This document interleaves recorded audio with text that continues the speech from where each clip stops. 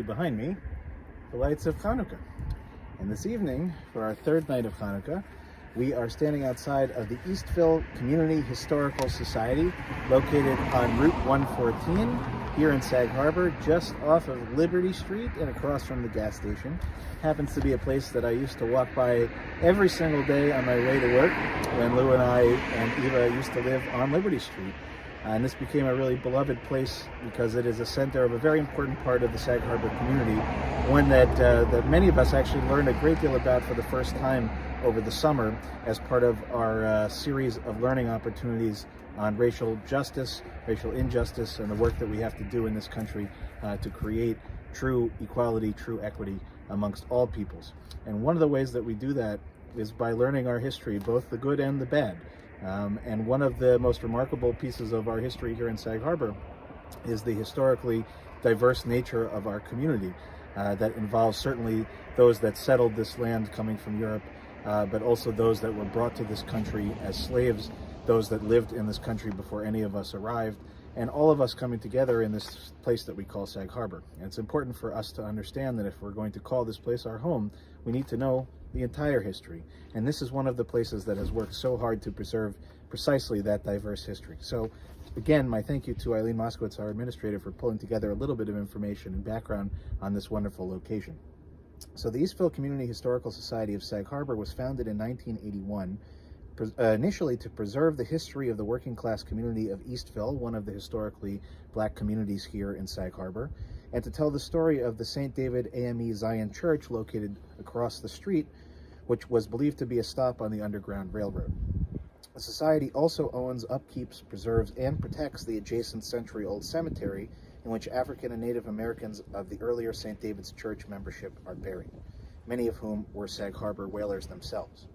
The Eastville Community Historical Society moved into its headquarters here in 1996, now called the Heritage House, originally a 1925 Sears and Roebuck catalog house, and continues to raise funds for the maintenance of the church and the cemetery, and as we've learned, also to again preserve the unique history of this area, to educate those of us who have moved to this area and perhaps know a little bit less about it than we ought to.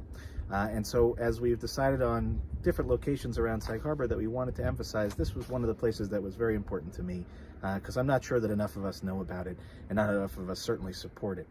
So I hope that this year, although COVID certainly restricts some of it, that come summertime, as we hope perhaps we'll be able to maneuver a little bit more and to visit places that we otherwise wouldn't have been able to visit a year ago, this should be one of the places on your list, especially for the annual fundraiser and fish fry that takes place during the summer. So we're deeply grateful for our partners, our friends here, and again, we really thank you all for tuning in this evening and learning a little bit. And a reminder again that each of the nights of Hanukkah, we're going to highlight for a different social justice activity, Tikkun Olam activity, that you and your families can participate in.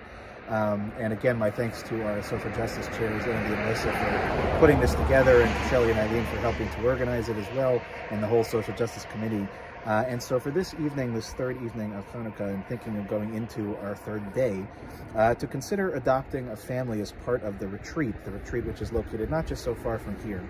And if you're interested in learning more about what this means, the retreat provides a lot of things for families, especially those that have experienced, unfortunately, domestic violence.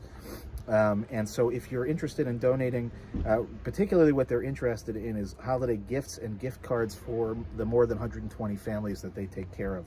And you can directly donate. I think our website and our e-blasts have the information as well, anytime during the holiday.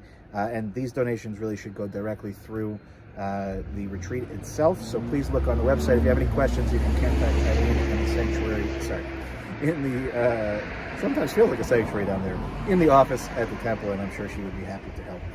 So as we stand, as you can see, lighting actual candles outside in the middle of winter is not such an easy thing to do. So in this case, we are going to use these digital candles, which may look familiar. They're ones that we use around Yom Kippur as we celebrate the end of Yom Kippur and the holiday. So at home, if you have your Hanukkah, you're more than welcome to join along with me.